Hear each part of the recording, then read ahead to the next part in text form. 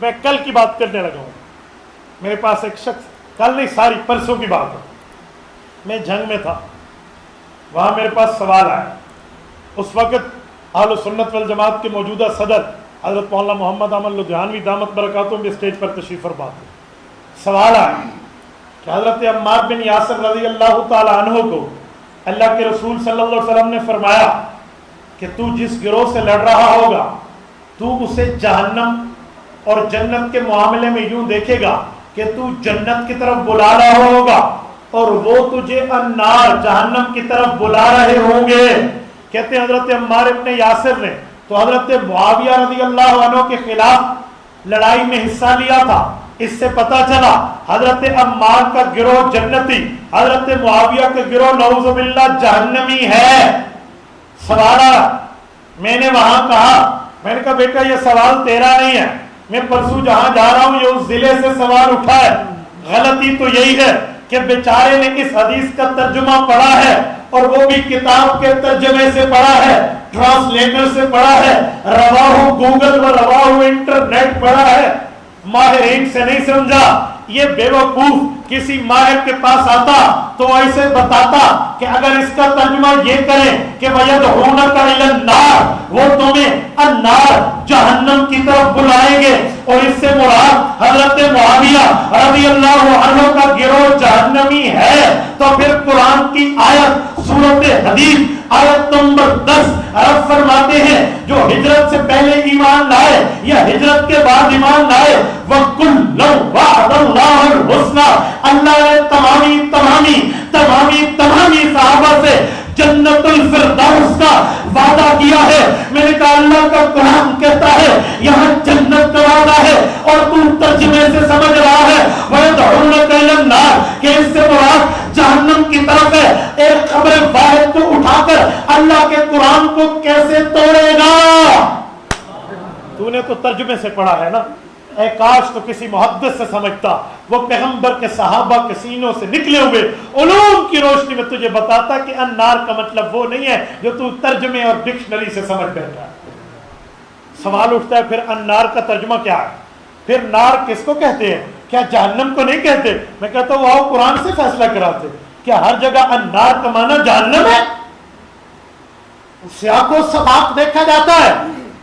اگر انگریزی میں سمجھو تو میں کہوں ریفرنس ٹو دا کنٹیکسٹ, یہ دیکھا جاتا ہے کہ جملہ چلا کیوں ہے, معاملہ ہے کیوں. یہی تو قادیانیوں کا مسئلہ تھا.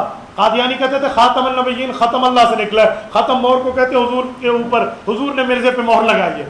ہم انہیں کہتے تھے لفظ کا پیرایا دیکھو, اس کا ترجمہ بنتا ہے sale of the every new profit with after ہم, حضور کے بعد نیا نبی نہیں آئے گا.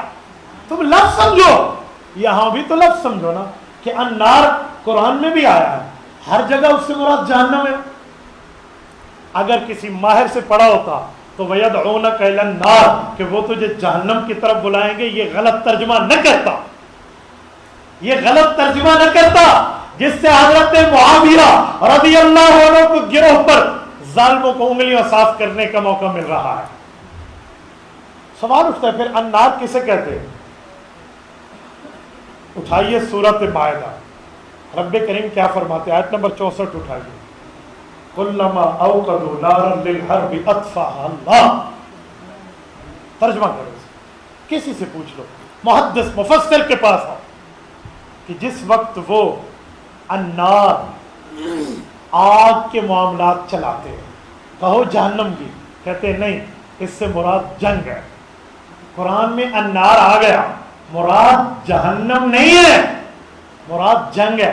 تو میں نے کہا پتہ چلا النار کا ترجمہ جنگ بھی ہو سکتی ہے, کہتے جی ہاں.